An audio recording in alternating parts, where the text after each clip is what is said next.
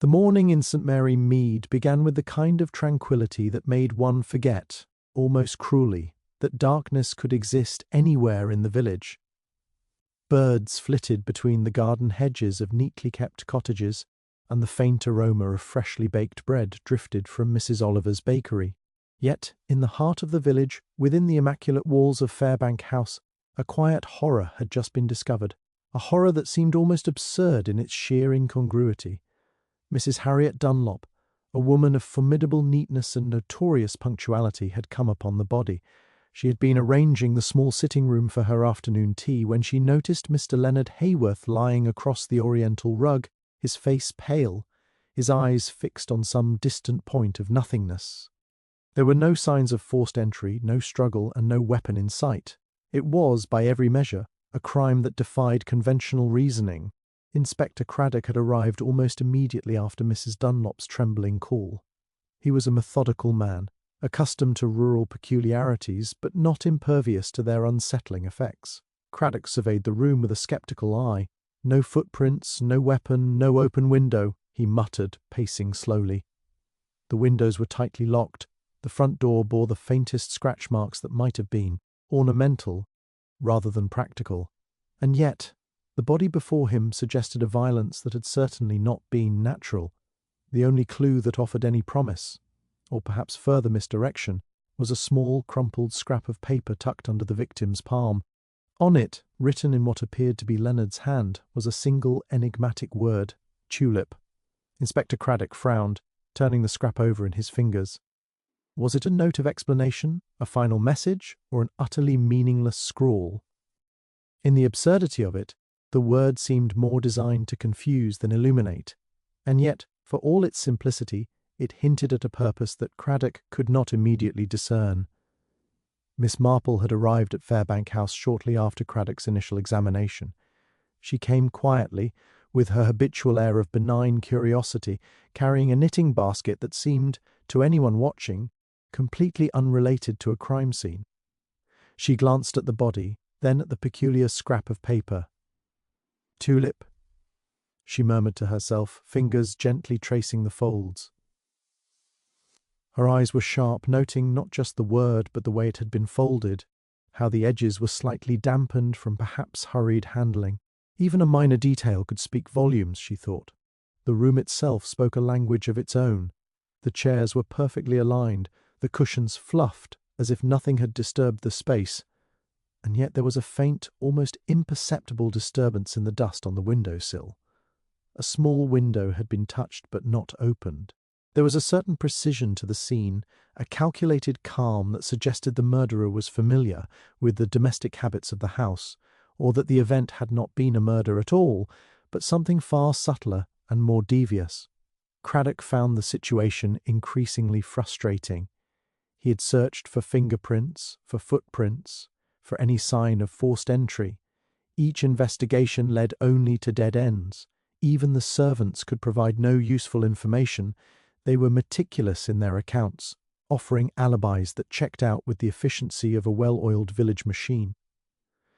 The room itself was a puzzle, a box that seemed sealed by invisible hands, hiding the most essential pieces of the truth. Miss Marple, however, did not seem frustrated at all. She simply asked questions that no one else thought to ask. "Mrs. Dunlop," she said softly, "did Mr. Haworth have any peculiar habits? Anything he might have held dear? Anything unusual that he might have been doing yesterday afternoon?" Mrs. Dunlop blinked at her. "Well, he did insist on tending to his tulips every evening, without fail," she replied, confusion knitting her brow. "But what does that matter? He was always careful in the garden, never anything untoward." "Oh, I don't know." Miss Marple smiled faintly, knitting needles clicking quietly. The word tulip now made sense in a way that Craddock had not considered. It was not a code or a random note. It was a reference to a particular tulip, one that might hold the key to understanding why Leonard Haworth had been found dead, and how it had happened in such a seemingly impossible manner. As the morning waned, Miss Marple's quiet observations began to weave together threads that Craddock had overlooked: the precise placement of furniture, the lack of obvious violence, the enigmatic word left by the victim himself. In the village of St. Mary Mead, where nothing truly stayed hidden for long, The puzzle was beginning to reveal its first faint outlines, and yet the solution remained tantalizingly just out of reach, waiting for the patient, perceptive mind that could read the story in the smallest, most domestic details. By the time the clock struck noon, the entire village seemed to hold its breath, aware of a crime that was at once both shockingly simple and maddeningly complex. Miss Marple, knitting calmly, allowed herself a slight smile. In St. Mary Mead, a murder no one had noticed was never truly invisible. It merely awaited the right eyes to see it. Miss Marple's presence in Fairbank House brought a subtle shift to the atmosphere, almost imperceptible, but undeniable. Inspector Craddock, despite his experience, felt an odd sense of being watched, not in the usual sense of a detective, monitoring a scene, but as if the very house itself had decided to reveal its secrets to this small, unassuming woman. While the inspector busied himself with methodical measurements, the recording of timelines, and the careful questioning of servants, Miss Marple moved quietly, almost as if floating from one clue to another, her eyes scanning the room with a patient intensity that seemed to see far more than anyone else. It was a tiny detail that first caught her attention: a teacup, set slightly off-centre on the side table, its handle facing inward rather than outward, as Mrs. Dunlop always arranged them. It seemed trivial, almost laughably so, yet Miss Marple's trained mind registered it immediately. Someone had been there after tea, or perhaps someone had deliberately adjusted it, leaving a subtle trace of presence. Her fingers hovered near the cup, noting the faint ring left by condensation, a mark that suggested the cup had been recently moved carefully, but not by the victim himself. As she moved to the window, she noticed a slight smudge on the sill, almost invisible unless one knew precisely where to look. It was faint, but irregular, inconsistent with the neatness Mrs. Dunlop so prided herself on maintaining. Miss Marple crouched, her knitting needles momentarily forgotten as she traced the line with her fingertip. A small fragment of paper clung to the wood, torn and almost unremarkable. Picking it up, she saw that it bore part of a printed address, a florist's shop in a neighbouring village. The word tulip, from the earlier note, suddenly took on new meaning. This was no random doodle. It was a deliberate reference, pointing towards something tangible, something that existed in the world outside the seemingly impenetrable walls of Fairbank House. Inspector Craddock, meanwhile, was growing more frustrated with the scene. He had examined the room from floor to ceiling, checked the locks, inspected every potential hiding place for a weapon. And yet the case seemed to tighten around him like a closed fist. No forced entry, he muttered aloud, more to himself than to anyone else. No struggle, no sign of poison. Nothing. How on earth? His words trailed off as he noticed Miss Marple leaning over the windowsill, her eyes alight with that peculiar spark he could not quite understand. "What is it, Miss Marple?" he asked, a mix of curiosity and exasperation in his voice.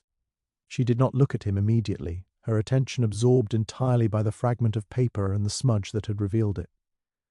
"Just a small piece," she said at last, holding it up delicately between thumb and forefinger. "But sometimes small pieces are all one needs to see the bigger picture." She did not elaborate further, and Craddock could only frown, sensing that she was already several steps ahead of him in a game he had not even realized he was playing.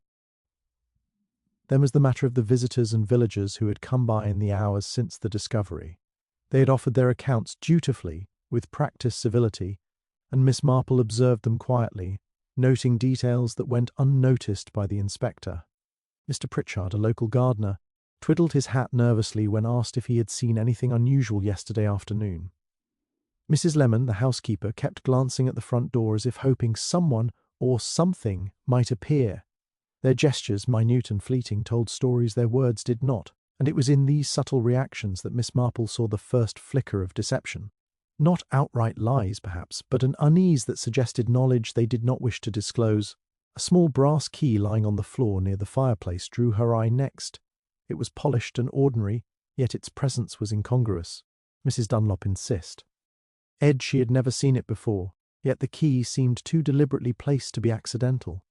Miss Marple's fingers closed around it, noting its weight and subtle imperfections. She held it for a moment, turning it over as one might turn a page in a book, recognizing the story it was trying to tell, though she was not yet ready to read it fully. Hours passed in quiet observation, Inspector Craddock continued his routine inquiries, jotting down statements, while Miss Marple's mind worked tirelessly, weaving together the incongruities, the misplaced teacup, the smudged window, the torn paper fragment, the nervous flickers of the witnesses, the brass key.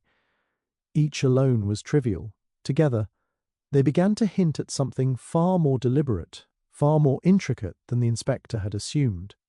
A crime that appeared unsolvable on the surface was beginning to suggest a hidden logic, one that only required patience and perception to uncover.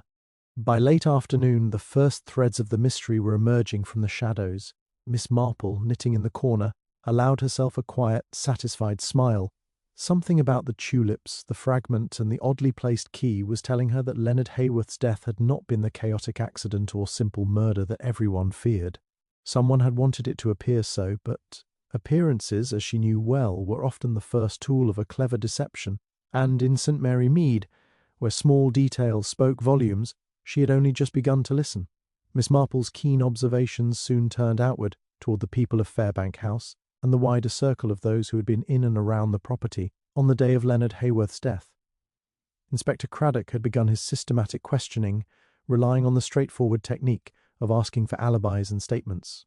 The villagers, accustomed to the routines of St. Mary Mead, spoke politely, almost rehearsed, each sentence measured to the point of rigidity. Miss Marple listened with her usual quiet attention, noting the cadence, the hesitations, the little micro-expressions that betrayed what the words tried to conceal. Mrs. Dunlop was first, still slightly flustered by the morning's shock. She insisted she had been arranging her tea service in the sitting-room, then stepping briefly into the garden to check on her own flowers, when she had stumbled upon Leonard. Her recollection was detailed, almost too precise, the angle at which the sunlight fell, the number of tulips she had watered, the exact positioning of each chair and cushion. Miss Marple listened, knitting steadily, her eyes flicking towards subtle signs of nervous tension. There was an eagerness in Mrs. Dunlop's account that suggested more than mere diligence, perhaps a desire to impress or to deflect suspicion from herself or someone she cared for. Next was Mr. Pritchard, the gardener.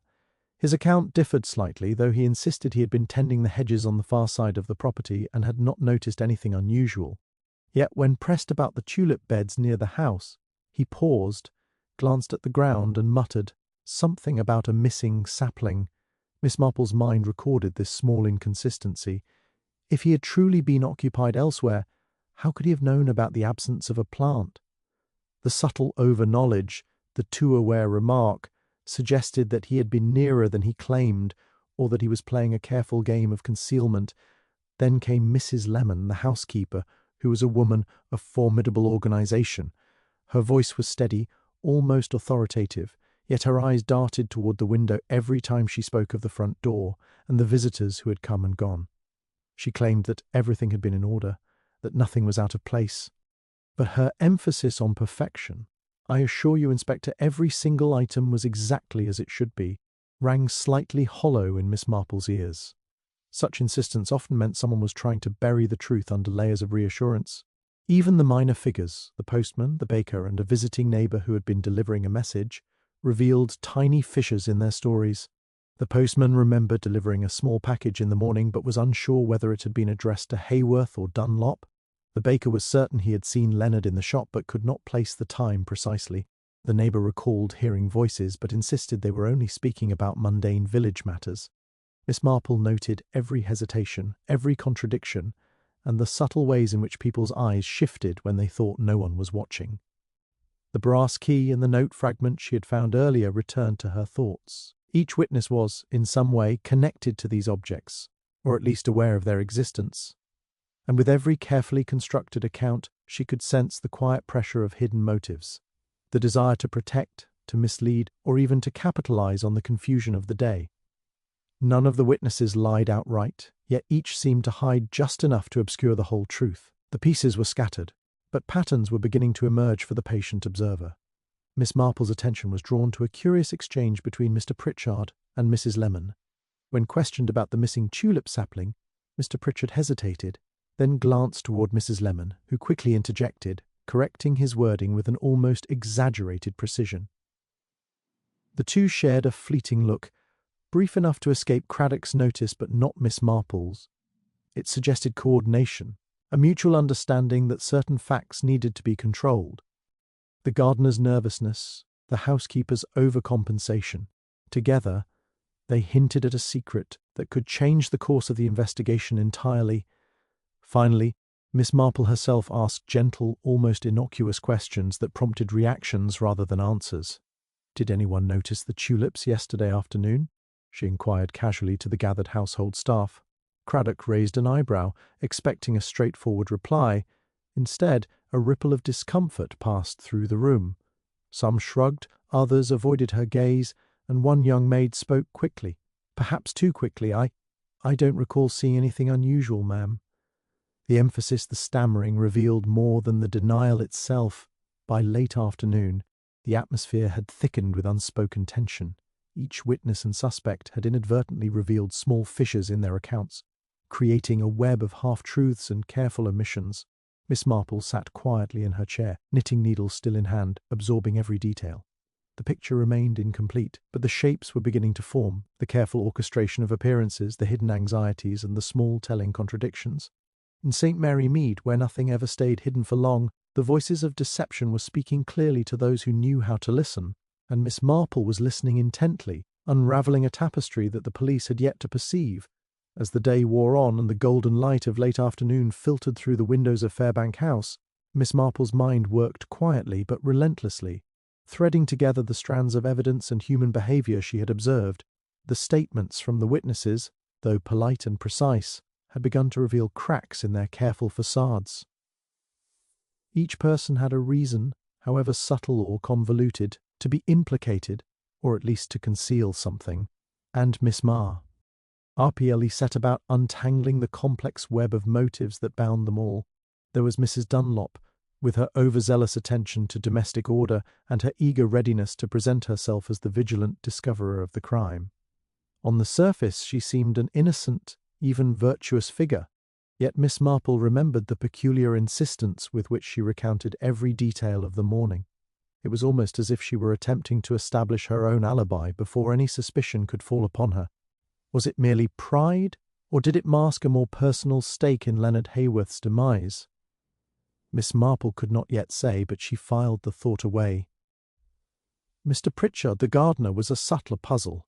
He had knowledge of the tulip beds, the missing sapling, and small disturbances in the grounds that no outsider could easily observe. His anxiety when questioned, combined with that brief exchange with Mrs. Lemon, suggested an awareness of events beyond what he admitted. Could it be that the missing tulip or some element in the garden, perhaps a hidden letter or object, was the real point of contention, something worth concealing? Or had his proximity to the house simply made him a convenient observer of something he should not have witnessed? Miss Marple did not rule him out, but neither did she dismiss him lightly. Mrs. Lemon's behaviour remained enigmatic.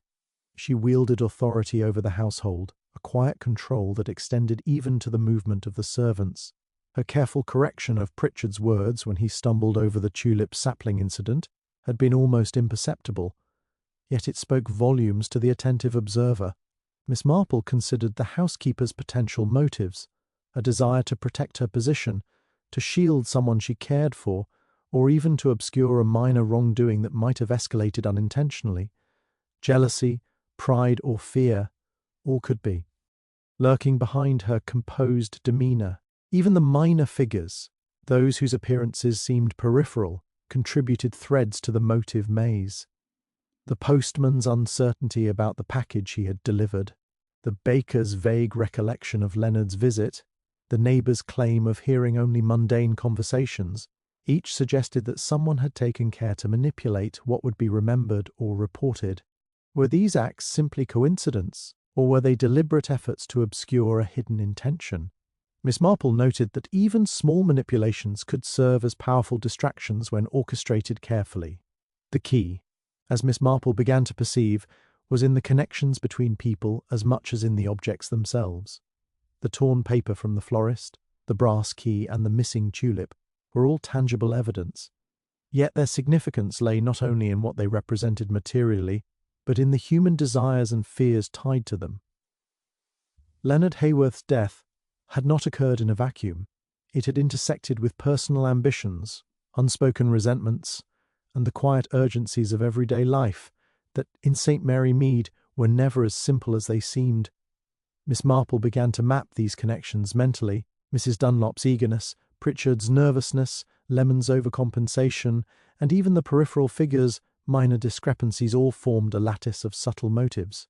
Greed might play a role, perhaps concerning property, inheritance, or prized possessions, like the tulip collection. Revenge could be a factor, the result of a slight or grievance long simmering beneath polite village civility.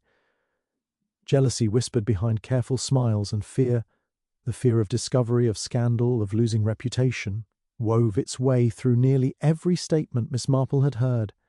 Each person's alibi, while plausible, contained just enough vagueness to leave room for suspicion.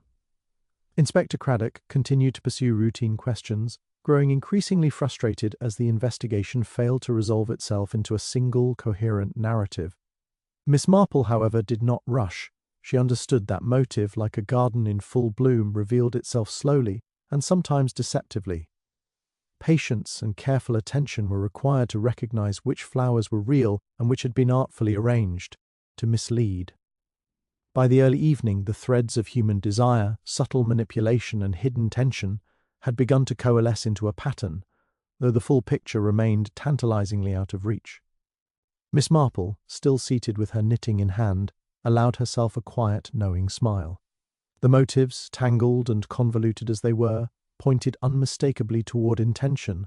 Someone in Fairbank House had acted deliberately, ensuring that the crime appeared as baffling and impossible as it had seemed to the authorities. In the maze of human behavior, small details would provide the key, and Miss Marple was prepared to follow them wherever they led, one patient observation at a time. Late in the afternoon, a sudden flurry of activity swept through Fairbank House. Inspector Craddock, having received a tip from a neighbouring village about a suspicious package addressed to Leonard Hayworth, had convinced himself that the case was on the verge of resolution. The package, a small, neatly wrapped parcel found at the florist's shop, mentioned on the torn fragment of paper, seemed to provide the missing link. It contained a rare bulb, carefully labelled, along with a short note that hinted at a quarrel between Leonard and someone who clearly knew the value of his tulip collection. Craddock's eyes gleamed with the satisfaction of a man who believed the labyrinth of the mystery had finally been illuminated. "The handwriting matches Mr. Pritchard. R&D's," he announced triumphantly, holding the note aloft for all to see. "And the package was sent yesterday morning, just hours before the discovery of the body. It all points to the gardener. We have our culprit." The inspector's voice was full of certainty, as if he had already penned the conclusion of the case in his mind. The servants exchanged nervous glances, and even Mrs. Dunlop offered a faint, tentative nod, perhaps relieved that a resolution had finally arrived. Miss Marple, however, remained still in her chair, her knitting resting lightly on her lap. She listened politely, her eyes following the inspector's animated gestures, yet there was a quiet tension in her gaze that Craddock did not notice. While the evidence was suggestive, the seamlessness with which the pieces had seemingly fallen into place struck her as almost too convenient. The note, the package, Pritchard's nervous demeanour, all pointed in one direction, yet something in the arrangement of facts felt deliberately designed to mislead. That evening, as the villagers gathered with the excitement of a case supposedly solved, Miss Marple took a solitary walk in the gardens behind Fairbank House. The tulip beds, recently tended, appeared almost serene under the soft glow of twilight, yet she noticed subtle disturbances, soil slightly shifted, a path through the flower beds that did not match any usual pattern of care. Her sharp eyes traced the footprints, noting their size and depth. None belonged to Pritchard, or to anyone who had been present for the routine tending of the garden. These small, almost invisible details unsettled her. The apparent breakthrough was precisely the kind of premature conclusion that clever criminals relied upon to divert attention. Later that night, Craddock and his men brought Pritchard to the station, their confidence unshaken. He protested nervously, asserting that he had indeed sent the package, but had nothing to do with Leonard's death. Craddock dismissed these claims with a wave of his hand, convinced that motive, opportunity, and apparent evidence aligned perfectly. Yet Miss Marple, sitting quietly by the window of her own modest room nearby, considered the broader tapestry.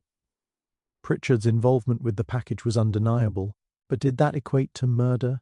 Something about the timing, the placement of the key, the smudged window, and the fragment of paper suggested there was another hand at work, guiding events from the shadows. Her suspicions deepened the next morning when she visited the florist. The shopkeeper, a genial man with a love of flowers and gossip in equal measure, mentioned casually that the package had been prepared and labelled in a rush, almost as if someone had asked him to create a scene of urgency. "Yes, Miss Marple," he said. "It was all very precise, but there was something odd. The sender seemed too keen to ensure it was noticed." That phrase struck her sharply. Someone wanted the authorities to find this evidence, someone skilled enough to stage it convincingly and divert attention from the true culprit. Back at Fairbank House, the atmosphere was a mixture of relief and simmering tension. Villagers whispered that the mystery had been solved. Inspector Craddock walked with a satisfied air, already imagining the newspaper headlines.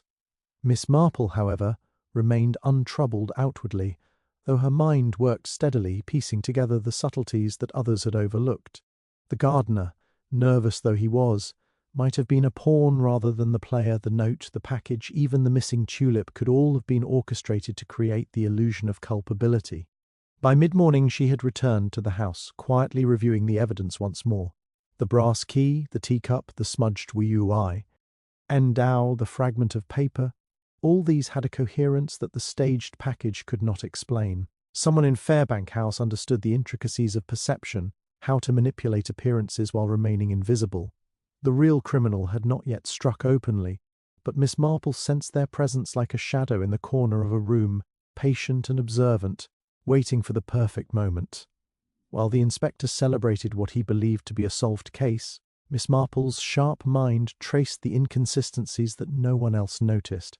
She smiled faintly to herself, understanding that a false victory had been declared and that the true resolution lay still ahead.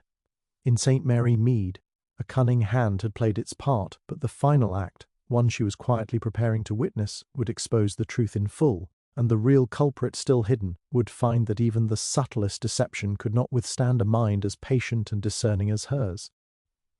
Miss Marple's thoughts that evening wandered quietly beyond the immediate puzzle of Fairbank House. She had long understood that crimes rarely sprang fully formed from the present. They were often rooted in histories carefully buried, in grudges nurtured over years, and in patterns of behaviour that only time could reveal. As she paced the sitting room, her eyes falling on the scattered tulip catalogues and the brass key that had so far eluded explanation, a faint memory stirred. It was of a case from decades earlier, one involving a minor dispute over inheritance and a particularly rare flower collection. The details were hazy, yet certain motifs, the careful manipulation of appearances, the subtle orchestration of evidence, the quiet control exerted over others, resonated with uncanny similarity. The next morning, Miss Marple began revisiting the backgrounds of those involved with renewed focus. Mr. Pritchard, the gardener, had not merely tended the tulips. He had been employed for many years and was familiar with the private affairs of Fairbank House. Mrs. Lemon, the housekeeper, had served the Dunlops for decades, and her meticulous record-keeping had once been called upon in a minor scandal concerning the misplacement of a valuable letter years ago. Mrs. Dunlop herself, seemingly genteel, had been closely linked to the original dispute over property between families long settled in St. Mary Mead. These connections, though subtle, suggested that the strands of past grievances and present opportunities were interwoven far more tightly than anyone had recognized. Miss Marple's attention was drawn to the tulip beds, now bathed in early sunlight. One flower, partially obscured behind a taller shrub, seemed oddly placed. Kneeling to inspect it, she noticed a faint impression in the soil, a footprint, small, precise, and almost invisible. Its direction led toward the back of the house, where the servants' quarters were situated. She considered the implications. The placement was deliberate, yet invisible to casual observation, much like the behavioral patterns of the suspects themselves.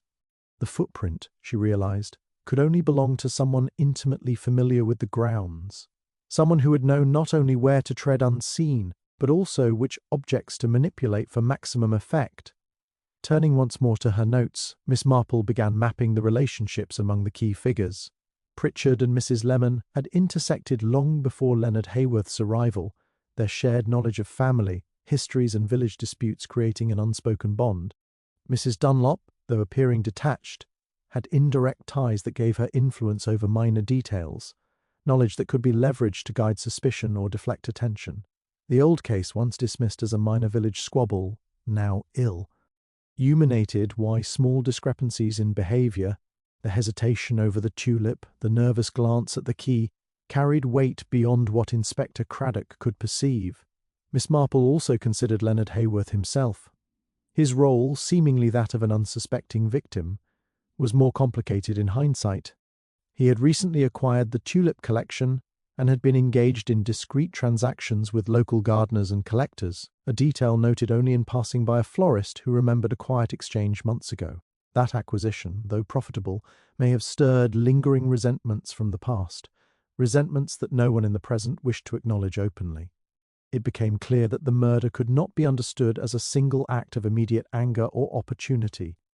It was entwined with histories carefully cultivated, motives incubated over years, and small grievances nurtured to the point of silent consequence. By midday, Miss Marple had begun speaking quietly to herself, drawing the threads together. The package that had so readily ensnared Pritchard was, in her view, a distraction. The seemingly crucial evidence had been planted with the precision of someone who understood how people would interpret it. What truly mattered was the subtle choreography among those who shared history, knowledge, and opportunity, the gardener who understood the grounds, the housekeeper who controlled access and information, and Mrs. Dunlop, who had been present to mediate, manipulate, or mislead as circumstances demanded. Even the brass key now took on new significance. It was not merely a tool or a misplaced object. It symbolized access to a truth long concealed. Whoever had wielded it in the past had knowledge of the vulnerabilities, habits, and fears of others, and that understanding had been applied with careful calculation in the present. The crime was not only a matter of what had occurred yesterday, it was the culmination of choices and secrets stretching back years, linking present suspects in ways that had gone entirely unnoticed. As Miss Marple rose to her feet, a quiet determination settled over her.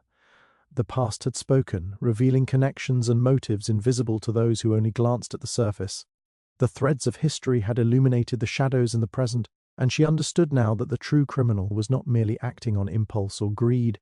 They were executing a carefully staged plan, one that had drawn from memory, knowledge, and opportunity alike.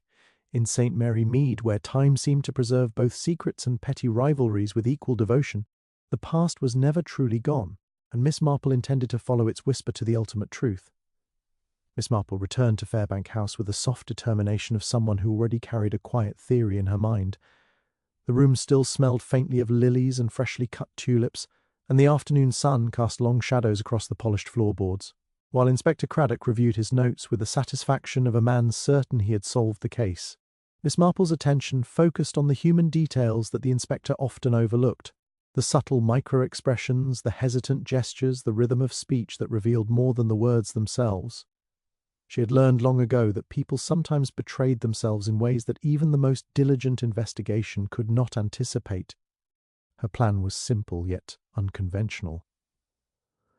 Rather than interrogate in the usual fashion, she decided to stage a scenario that would provoke natural reactions, revealing truths hidden beneath practiced politeness.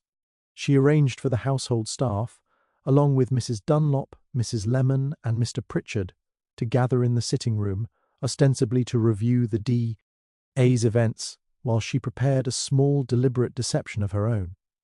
On the table she placed a replica of the missing tulip bulb, carefully crafted to be indistinguishable from the rare specimen that had stirred so much tension, and next to it, a letter written in a style similar to the package that had seemingly implicated Pritchard. "Now we shall imagine," she began softly, her voice carrying the gentle authority that made people listen without resistance, "that the tulip is found where it ought not to be, and the letter is discovered in the same location. I am curious how each of you would respond." She looked around the circle with a calm, unflinching gaze. The trick was subtle. She was not accusing anyone, only allowing the natural discomfort of the scenario to reveal itself. The first responses were as expected. Mrs. Dunlop clutched her hands in mild alarm, murmuring that it would be dreadful if such a thing were mishandled. Mrs. Lemon insisted that everything should be reported to the authorities immediately. Emphasizing the importance of following protocol, Mr. Pritchard shifted uneasily in his chair but said nothing, seemingly content to let the conversation proceed. Yet as Miss Marple continued, weaving gentle hypotheticals and posing slight pointed questions, she noticed something that had escaped her before, a barely perceptible change in Pritchard's demeanour. When asked, casually, if he could imagine anyone with a motive to misplace the tulip or plant the letter, he hesitated for just a heartbeat too long. His eyes flicked toward Mrs. Lemon, then quickly away, and his hands twisted in his lap with an almost imperceptible nervousness. It was a small reaction, yet for Miss Marple it spoke volumes. Pritchard was no longer merely a passive participant. The scenario had caused a subtle crack in his composure, one that hinted at knowledge he had been relu. "Can't to disclose. Curious," she said softly, more to herself than to anyone else, her knitting needles clicking faintly in her lap. Sometimes a person's worry is not about guilt but about discovery. One tends to become anxious when an event touches on something already known. She watched him carefully, noting the slight furrowing of his brow and the way he avoided her gaze whenever she referenced the tulip or the letter. He had reacted as if confronted by a memory, not a hypothetical event, an unintentional revelation that could not be faked. Mrs. Lemon, for her part, remained outwardly calm, though Miss Marple suspected she had been carefully monitoring both Pritchard and Mrs. Dunlop, ready to intervene or correct if necessary. The dynamics between the three were subtle but telling. The housekeeper's protective vigilance, the gardener's nervousness, and Mrs. Dunlop's mixture of concern and distraction formed a delicate interplay that suggested long familiarity and a shared history of small secrets. Miss Marple decided not to press the advantage too openly. The crack she had observed was small, but it was significant. She now had confirmation that Pritchard's earlier nervousness was not mere anxiety over the investigation, but a response triggered by a psychological test, a scenario that resonated with knowledge only someone involved in the manipulation of the evidence could possess. It was an unconventional method, certainly, yet it had revealed what careful questioning alone had not: the hidden layer of awareness that linked Pritchard to the orchestrated appearance of guilt, without necessarily placing him as the final actor in the crime. By the time Inspector Craddock returned from a brief errand, Miss Marple had quietly pieced together a new thread. The real criminal remained in the shadows, using subtle cues and carefully planted evidence to direct suspicion ELs. Eware, while the gardener, though nervous, was caught reacting to the wrong signals. The unconventional clue, the staged tulip and letter, had drawn forth a response no one had expected, illuminating the intricate dance of deception that Miss Marple was slowly unravelling. In St. Mary Mead, appearances could be misleading, and the truth, like the roots of a hidden tulip, often lay just beneath the surface, waiting for the careful, patient observer to uncover it. The morning air in St. Mary Mead carried a crisp chill, and the village seemed unusually quiet, as if it sensed the tension at Fairbank House. Miss Marple arrived early, intent on reviewing the evidence once more before the day's inquiries resumed. The tulip beds, now in full bloom, cast a gentle shadow across the garden path, and the brass key rested on the side table where she had left it the previous evening. Everything seemed in place, perfectly ordinary, yet her instincts whispered caution. Small details, she knew, often held the weight of entire truths. She had just begun inspecting the windowsill near which she had found the first fragment of paper, when a sudden commotion erupted from the sitting-room. Voices, hurried footsteps, the faint metallic clatter of a chair being moved too quickly, all suggested disorder rather than casual disturbance. Miss Marple entered the room to find Inspector Craddock red-faced and visibly flustered. "It's gone," he exclaimed. "The tulip bulb, the replica you used for the exercise yesterday, and the note, both vanished from the table." Miss Marple's knitting fell into her lap as she surveyed the scene. The table had been undisturbed only hours ago, yet now the objects were missing as if they had evaporated. There were no broken locks, no signs of forced entry, only the faintest impression in the dust where the items had once lain. Her eyes narrowed. Whoever had taken the Evide, NCE had done so with deliberate care, leaving no trace that an untrained observer might notice. The household staff were summoned, their statements now more anxious than before. Mrs. Dunlop insisted she had been in the garden arranging flowers, Mrs. Lemon had been checking the kitchen, and Pritchard claimed to have been pruning the far side of the tulip beds. Each account seemed consistent, yet Miss Marple noticed a subtle hesitation, a slight uncertainty in the timing of each statement that suggested someone was concealing the truth. The theft, she realized, was not random. It was calculated to remove the very tools she had been using to gauge reaction and perception. Miss Marple examined the table and the surrounding floor meticulously. The faint outline of a footprint, small and delicate, was barely visible near the corner. It was not Pritchard's nor anyone else she could identify immediately.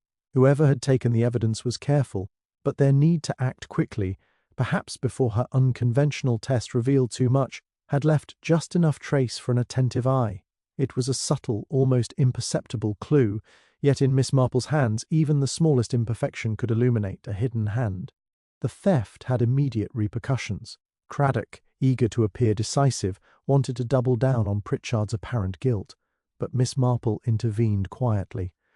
"Inspector," she said, her voice calm yet firm, "removing the objects does not simplify matters. It changes the nature of the investigation entirely. Someone is manipulating what we see and what we are allowed to see. That person is patient, clever, and aware of our every step." The villagers gathered again, this time under an air of quiet apprehension. Whispers filled the corridors, rumours of a second hand in the house, someone intent on protecting secrets far more sensitive than the tulip itself. Miss Marple noted every glance, every twitch of an eye, and every small gesture. The gardener's habitual avoidance of her gaze, Mrs. Lemon's slightly too perfect composure, Mrs. Dunlop's anxious fluttering of hands. Trust, she realized, had become an illusion, and the stakes had risen beyond mere curiosity. The criminal was not merely hiding, they were actively sabotaging discovery. Miss Marple returned to the window overlooking the tulip beds, her mind racing quietly through the possibilities. The theft revealed the confidence of someone familiar with both the household and her methods, someone capable of predicting her actions and circumventing them. The case, which had appeared to gain momentum with the psychological test, had now regressed into uncertainty, yet the disruption also provided new insight.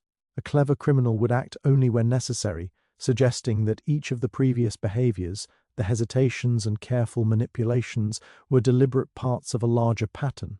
By afternoon, Miss Marple had quietly reconstructed the sequence. The vanishing evidence was not just an obstacle, it was a message, a calculated act intended to mislead, delay, and observe reactions. Whoever had orchestrated it was confident, bold, and intimately aware of the vulnerabilities in both human nature and investigative process. While the inspector fretted over the missing items, Miss Marple saw opportunity in their absence. The thief's caution, their precise timing, and their underlying fear of exposure were all pieces of the puzzle. The shadows in Fairbank House had grown longer, the stakes higher, and the delicate lattice of trust had fractured. Yet, for the patient observer, the theft illuminated more than it concealed, offering Miss Marple the chance to follow the invisible hand that sought to bury the truth before it could be uncovered. The quiet of St. Mary Mead was shattered late that evening by a sharp, urgent ringing at the village constable's office. Word spread quickly. Mrs. Lemon, the housekeeper, had not returned to her quarters, and the faint trail of disturbance in the servants' hallway suggested something alarming. By the time Miss Marple arrived, accompanied by Inspector Craddock, the scene had been cordoned off. A window at the back of the house was ajar, swinging slightly in the breeze, and on the floor beneath it lay a single overturned chair and the faint impression of hurried footsteps leading toward the garden. Miss Marple's heart sank with a quiet certainty. The theft of the tulip and the note had been a warning, and now the escalation confirmed it. Someone within the house was not merely concealing evidence, they were orchestrating events to control the investigation itself. The shift was audacious, almost theatrical in its precision, yet the underlying message was clear. The criminal remained several steps ahead, and the stakes had just been raised to life and death. As they followed the footprints into the garden, Miss Marple noticed that they diverged near the tulip beds, skirting around a small clump of flowers in a way that suggested deliberate avoidance.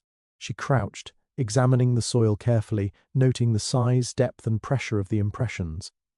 Whoever had moved through here was familiar with the landscape, someone who knew both the house and the surrounding grounds intimately. There was urgency in the step, a calculated speed that spoke of deliberate planning rather than random panic. Then came the discovery that sent a chill through the group, a body, partially concealed behind a tall rose bush, the lifeless figure unmistakably that of Mrs. Lemon.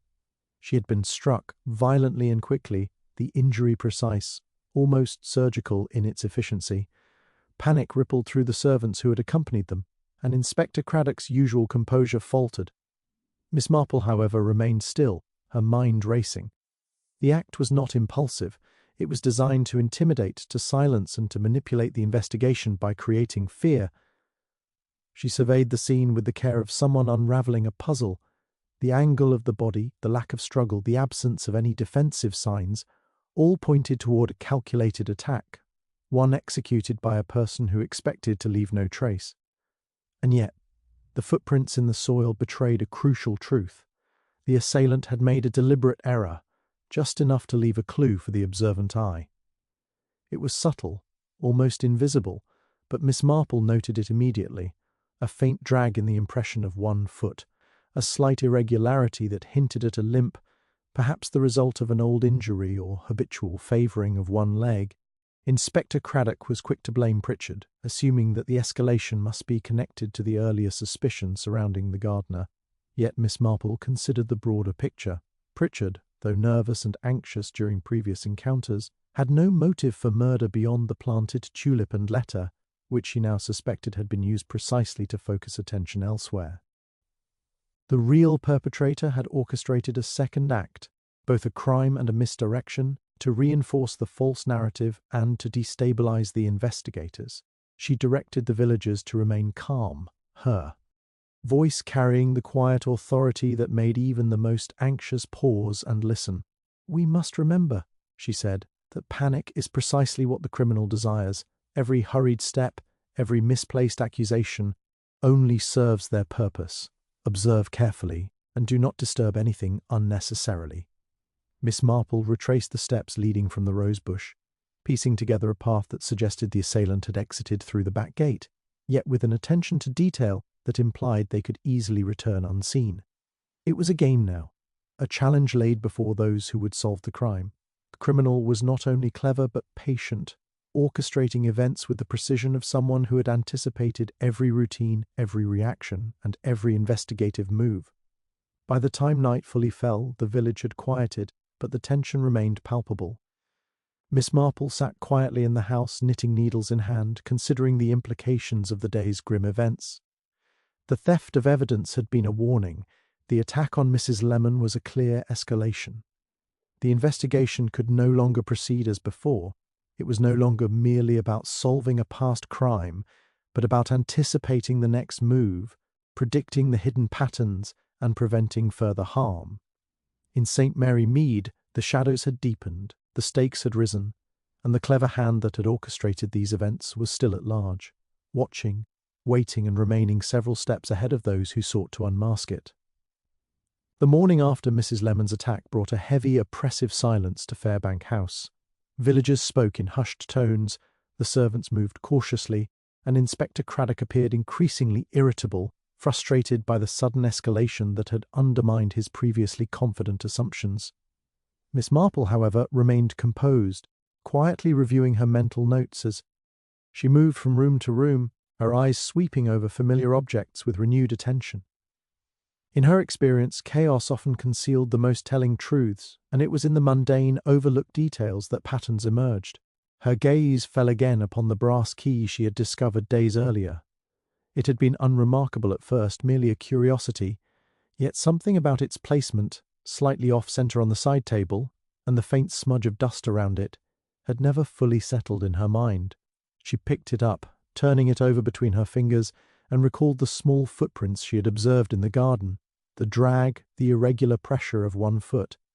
Then came the tulip bulb, the note, and the psychological test she had staged the evening before.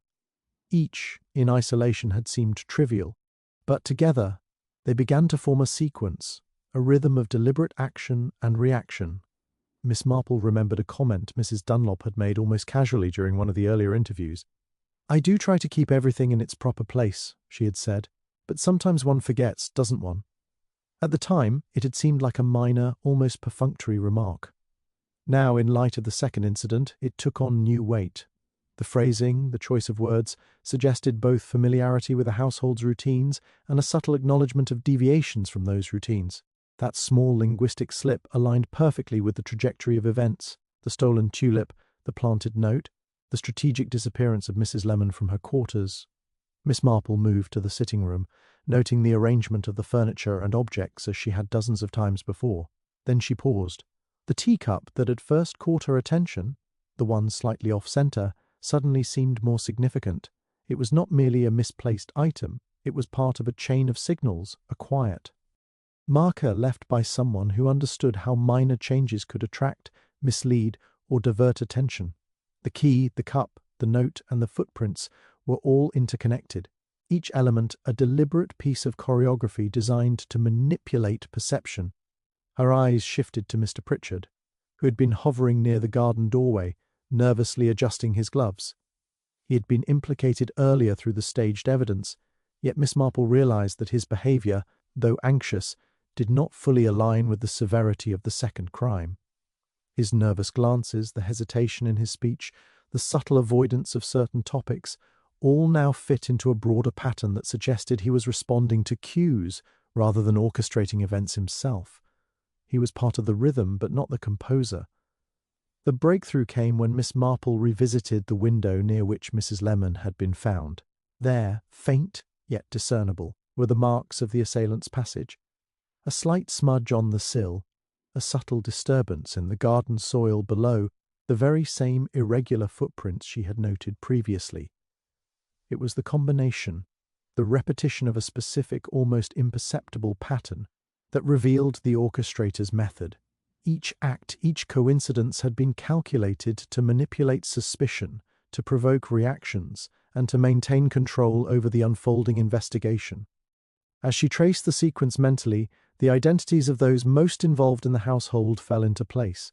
Mrs. Dunlop's casual remarks, her concern over order, her subtle gestures toward both Pritchard and Lemon, now aligned with the methodical placement and removal of objects.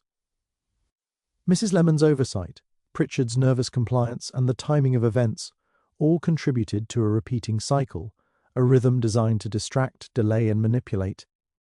Miss Marple settled into her chair, knitting resting. In her lap a faint smile touching her lips. The pattern had emerged, subtle yet undeniable. The truth had not been concealed by cleverness alone. It had been disguised in plain sight, hidden in the mundane, the familiar, and the easily overlooked. Each detail she had noted, each hesitation, each misplacement, was no longer isolated. They formed a coherent picture, a map of intention and deception that could now guide her next steps. In St. Mary Mead, as always, the smallest signs carried the greatest weight, and Miss Marple knew that the key to the entire mystery, the careful orchestration of evidence, the manipulation of perception, and the hidden hand behind the crimes, had been right before everyone's eyes from the very beginning. Miss Marple spent the morning quietly piecing together the sequence of events, walking through the house and garden as if replaying the entire drama in her mind: the tulip beds, the side table, the brass key, the faint drag in the garden soil. All had been deliberately manipulated, and now the pattern of movement, timing, and subtle signals pointed unmistakably toward a single orchestrator. Yet it was not motive alone that had drawn the crime into such elaborate choreography. Something far deeper lay beneath the surface, hidden beneath layers of civility and village propriety. She gathered the household together in the sitting room, a quiet authority in her voice, persuading them to remain calm and attentive. Inspector Craddock was present, eager for a resolution, though the events of the past 2 days had rattled his usual confidence. Miss Marple, knitting lightly as she spoke, began to recount the sequence of observations that had gradually revealed the pattern: the misaligned teacup, the footprints, the manipulated tulip bulb, the stolen evidence, and the psychological responses of each person when confronted with subtle provocation. Her words were deliberate, careful like a gardener tracing the paths of intertwined roots, revealing hidden connections without naming names prematurely. Then she paused, letting the room absorb the significance of what she had outlined. All of these details, she said softly, were designed not merely to mislead but to control perception, to ensure that suspicion fell upon those least guilty, while the true instigator could operate with impunity. And yet the question remains, why? What could compel such careful orchestration, such extreme measures? It was then that the smallest, almost forgotten comment from Mrs. Dunlop returned to her mind. A fleeting mention of a long-ago argument over the ownership of the rarest tulips in the village, a dispute that had been thought trivial, even humorous. But when Miss Marple considered the careful, patient manipulations, the orchestrated misdirections and the escalation to actual violence, she realized the truth. The crime was about more than money, power, or petty rivalry. It was about possession itself, control over something that represented status, pride, and an identity intertwined with obsession. Leonard Hayworth's tulip collection had symbolized not merely wealth but mastery, and someone had been willing to destroy anyone who might claim that mastery or disrupt its perfection. Her eyes swept the room, noting subtle reactions. Mrs. Dunlop's fingers twitched nervously, Pritchard's gaze lowered, and even the inspector's brow furrowed in puzzlement. Miss Marple continued, "The criminal sought to assert absolute dominion, to manipulate events and perceptions to prove their superiority. Each planted item, each misleading comment, and each carefully timed act was a step in a ritual of control." The second act, the attack on Mrs. Lemon, was not random. It was intended to remove interference and reinforce the illusion of authority of circumstance. The room was silent, tension palpable as the implications settled in. Miss Marple leaned forward slightly, her voice soft but penetrating. "This is why the ordinary motives, greed, jealousy, revenge, do not suffice. They explain opportunity but not obsession. The true motive is a compulsion for perfection, an insatiable need to orchestrate the world according to one's own design. It is the desire to manipulate outcomes, to control the perceptions of others, and to ensure that the orchestrator remains unseen and unchallenged. Such a person will go to extraordinary lengths, as we have seen, because the satisfaction lies not in the gain alone, but in the meticulous arrangement of events themselves." Slowly, recognition dawned among the household. Mrs. Dunlop's nervous cough betrayed the internal struggle she had waged to maintain composure. Pritchard's hands, folded tightly in his lap, were trembling, not with guilt over murder, but with the realization that he had been an unwitting participant in someone else's obsession. Miss Marple's piercing gaze met that of the housekeeper, and in that instant the full psychological portrait became clear.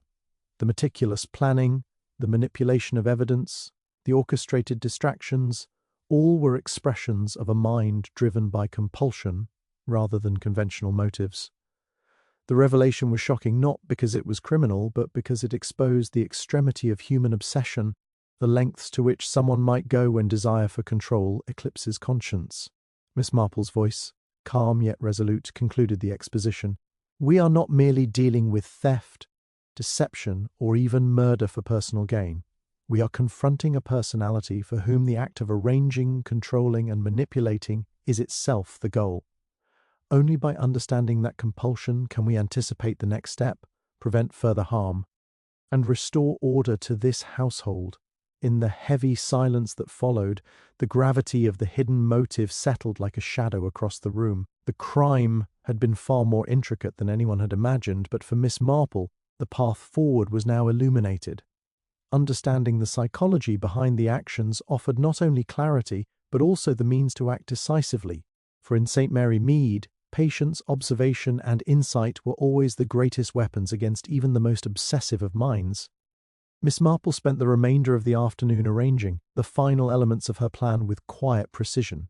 While Inspector Craddock fretted over procedural matters, she had already mapped the likely movements of the orchestrator, anticipated the subtle manipulations that would be attempted, and determined the precise moment when the web of deception could be drawn tight. It was a careful orchestration, but for her, the pieces had fallen into place with a clarity that made the outcome almost inevitable. As evening descended, she gathered the household once more in the sitting-room. The air was heavy with tension, every figure aware that the day's events had escalated beyond anything previously imagined. Miss Marple spoke softly, her knitting paused, eyes calm but penetrating. "We have observed many small details over the past days," she began, "and through them, the pattern of a deliberate and controlling mind has been revealed. Tonight we shall see how it manifests in its fullest form." She placed a single tulip bulb on the table, the very replica she had used in her earlier psychological test, alongside a letter carefully positioned to suggest a new discovery. It was an invitation to action, a lure tailored to provoke the orchestrator's compulsive need to manipulate. Then she stepped back, allowing silence to settle over the room, the tension palpable, minute. Before a subtle shift drew her attention. Mrs. Dunlop, normally composed and gentle, lingered near the doorway, her fingers brushing the edges of the letter. The small flicker of hesitation, the almost imperceptible glance toward the windows and the door, spoke to a mind teetering on the edge between concealment and exposure. Miss Marple's gaze remained steady, unflinching, her posture calm and patient. She knew the power of observation and the weight of anticipation. The orchestrator's own compulsions would guide their actions faster than any question or accusation could. Finally, Mrs. Dunlop reached toward the tulip bulb, as if to move it, or perhaps to inspect it, ensuring it was exactly where it ought not to be. Miss Marple's voice, soft but commanding, interrupted the motion. "You need not act, my dear. We are aware of the pattern, the sequence, and the purpose behind each seemingly trivial act. The game is no longer hidden." Mrs. Dunlop froze, her hands suspended in mid-air, eyes darting toward Pritchard and Mrs. Lemon. The intricate calm she had maintained over days of manipulation now faltered. Her voice, when it came, was almost a whisper. I only wanted everything to be right, to maintain order. No one understands, no one appreciates," she faltered, realizing the eyes of the village and the detective were unyielding. Miss Marple's knitting moved softly in her hands as she replied, gentle yet firm. "We understand, my dear. It was never about mere error or oversight. It was about control, about the need to orchestrate events so that appearances and outcomes align with your design.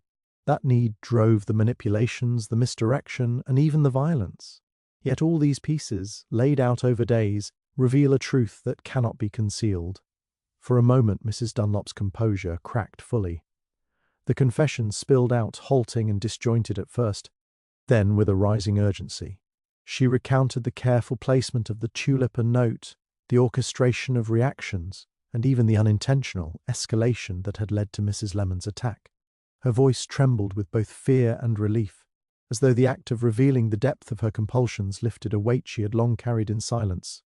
Inspector Craddock moved to take formal statements, yet Miss Marple's eyes remained fixed on Mrs. Dunlop, noting the subtle shifts in posture and the tension that still lingered. The orchestrator had been caught not through force or confrontation, but by the precise alignment of observation, anticipation, and understanding of human nature. The trap had relied on the orchestrator's own compulsions, drawing them into the light through their predictable need to manipulate and control. As the confession settled into fact, the household seemed to exhale collectively. Pritchard and Mrs. Lemon, once under suspicion, were vindicated.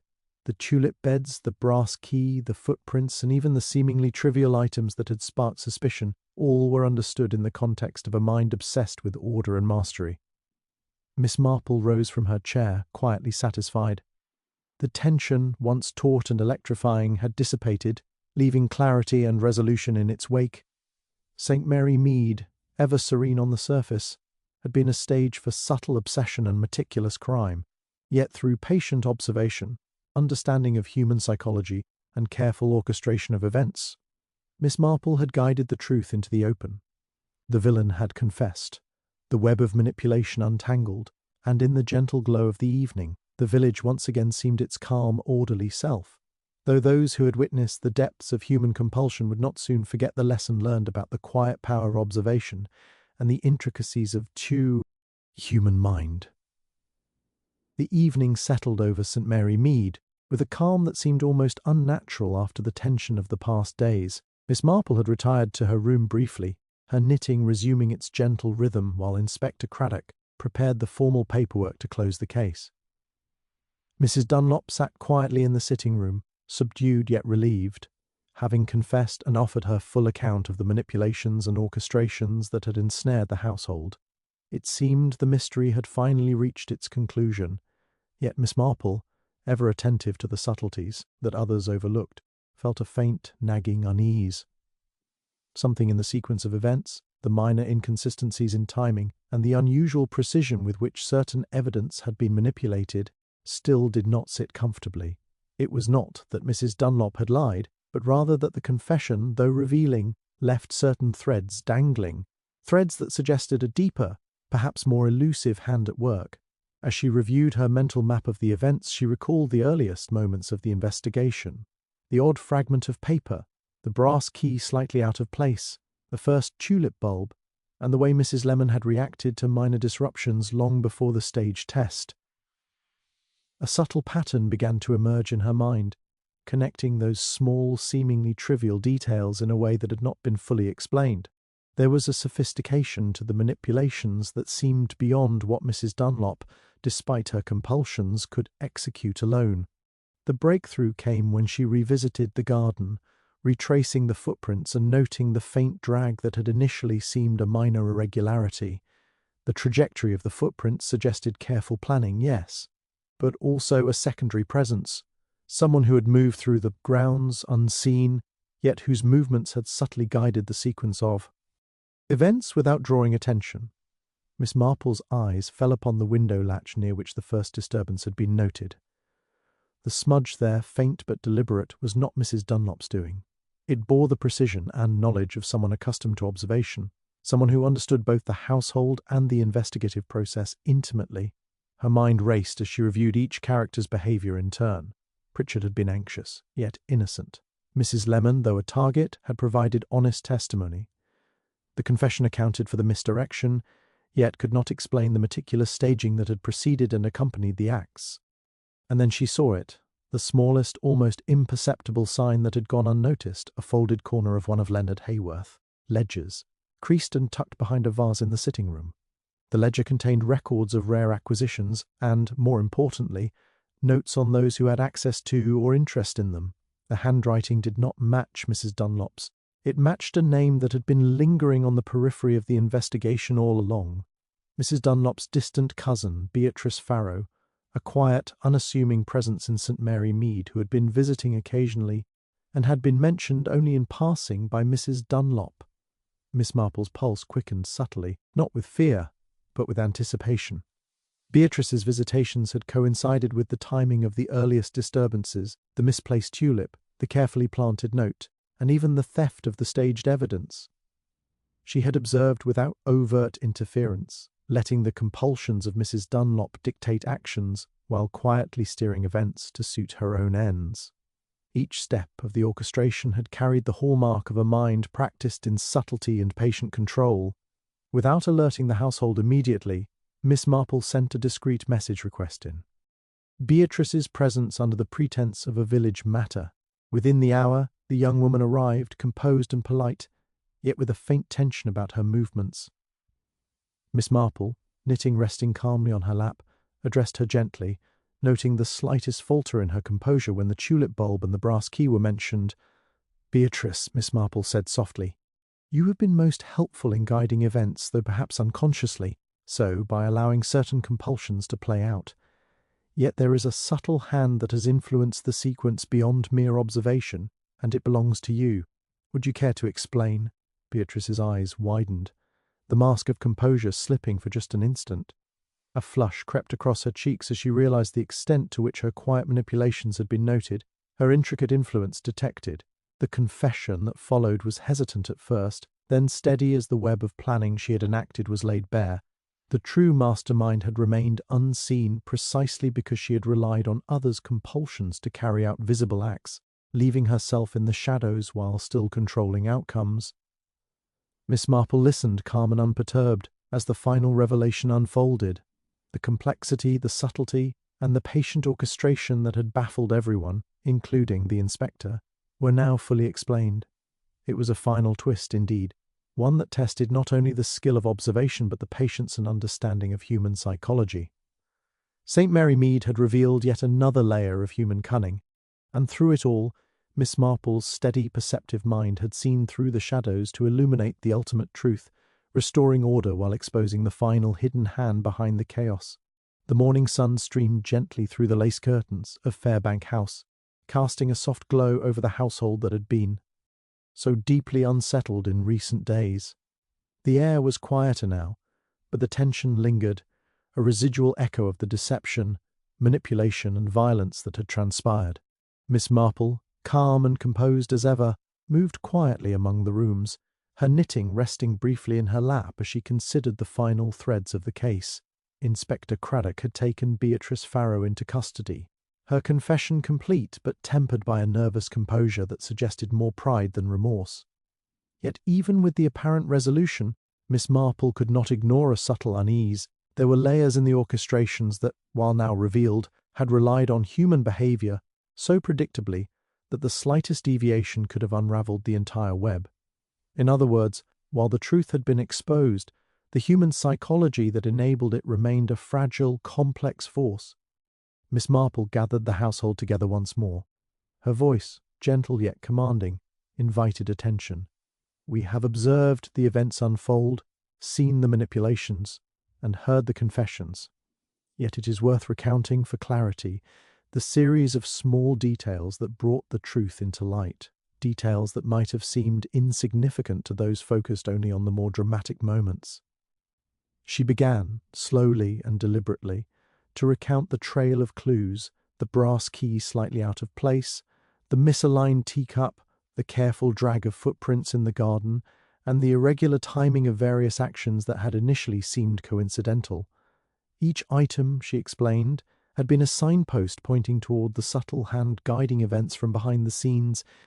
She paused, letting the gravity of her words settle over the room. Mrs. Dunlop's compulsions, while powerful and troubling, were exploited by Beatrice Farrow's quiet observance. She remained in the background, allowing others' behaviours to execute visible CTS while she manipulated the sequence in a more refined, deliberate fashion. That is why the second act, the attack on Mrs. Lemon, and even the stolen evidence fit together so perfectly. They were orchestrated by someone who understood the rhythms of the household and could predict responses to each provocation.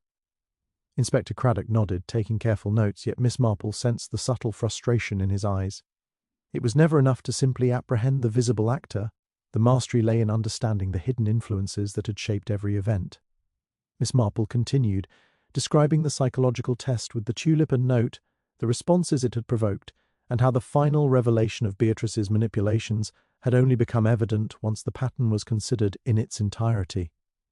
"It is a reminder," she said softly, "that the most ordinary details can conceal extraordinary truths when observed with patience and care." The household absorbed the explanation, the tension gradually easing, yet Miss Marple noticed a fleeting glance from Beatrice that suggested lingering pride in her ingenuity rather than remorse, a subtle, unsettling residue of the manipulative temperament that had brought the household to the brink.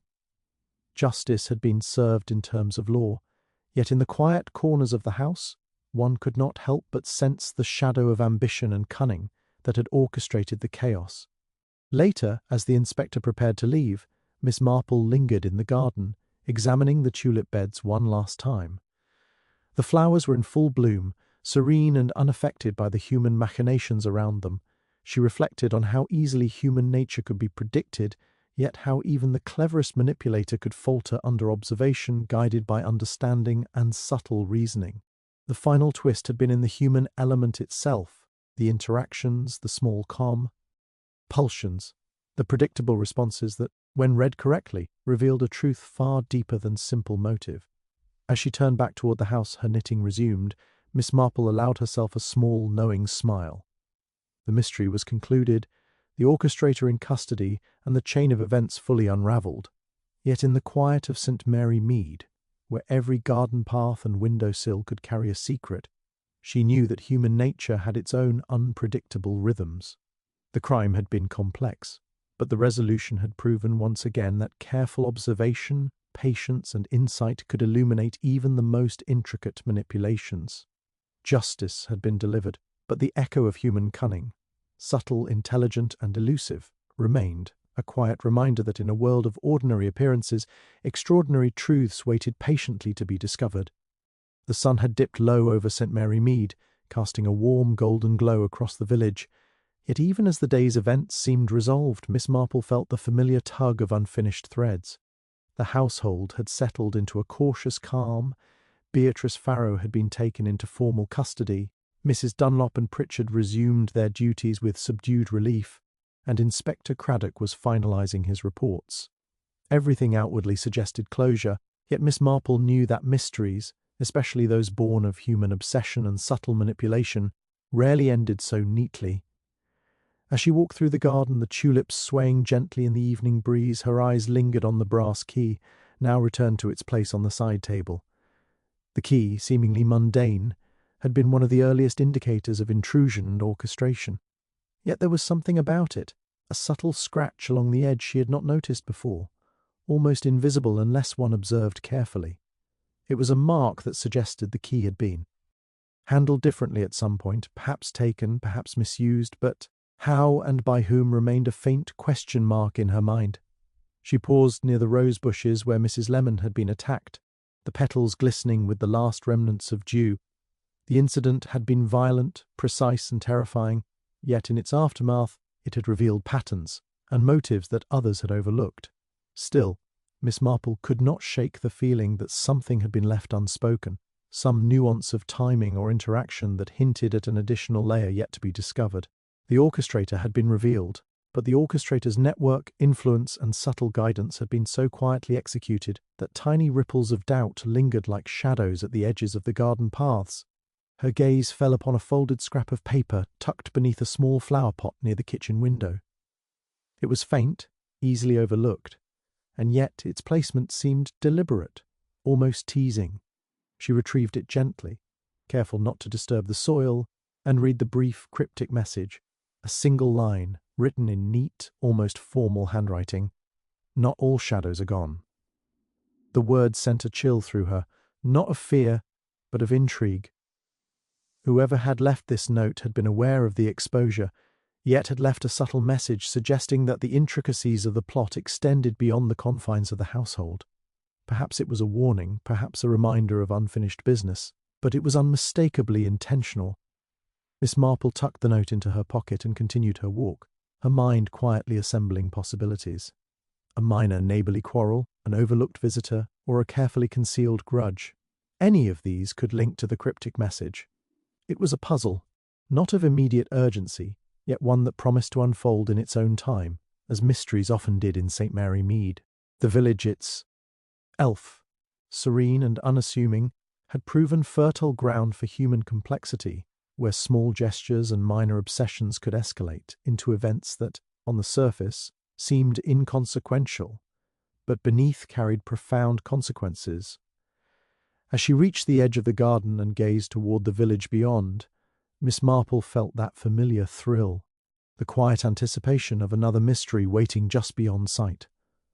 Her work was never truly complete. Resolution in one case often merely revealed the seeds of the next.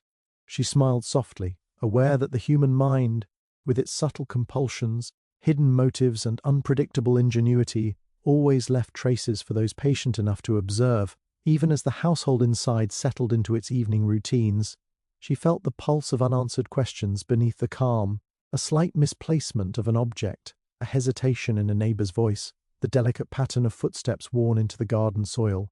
Each was a whisper of potential intrigue, a quiet nudge that the world was never as simple as it appeared. Miss Marple adjusted her shawl against the evening chill, her knitting bag resting lightly against her arm. The village lay peaceful, but she knew better than to trust appearances entirely. Justice had been served, the visible orchestrator apprehended, yet the shadows of human complexity, the nuances of subtle manipulation, and the faint hints of untold motives remained. As she walked back toward the warm glow of Fairbank House, she allowed herself a quiet satisfaction, tempered with curiosity. In St. Mary Mead, mysteries never truly ended. They merely paused, leaving a trail of small clues, soft whispers, and lingering questions, waiting for the patient, perceptive eye to uncover the next truth. The night settled over the village, serene yet alive with unseen patterns, and Miss Marple, with her calm, unwavering observation, knew that somewhere just beyond immediate understanding, another puzzle awaited, and when it did, she would be ready.